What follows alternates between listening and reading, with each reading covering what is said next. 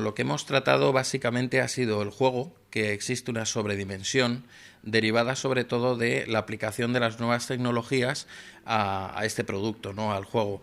Entonces, poco a poco se han ido enganchando, sobre todo colectivos vulnerables, como los menores, en fin, todo tipo de colectivos que en principio lo tienen prohibido, y ha llegado un momento en que la publicidad pues es muy agresiva y ha facilitado pues que el hecho de que cada vez exista unos niveles más elevados de ludopatía. De otra parte, estamos asistiendo también a que los beneficios, los pingües beneficios del juego cada vez son mayores y ello va retroalimentando a su vez el juego.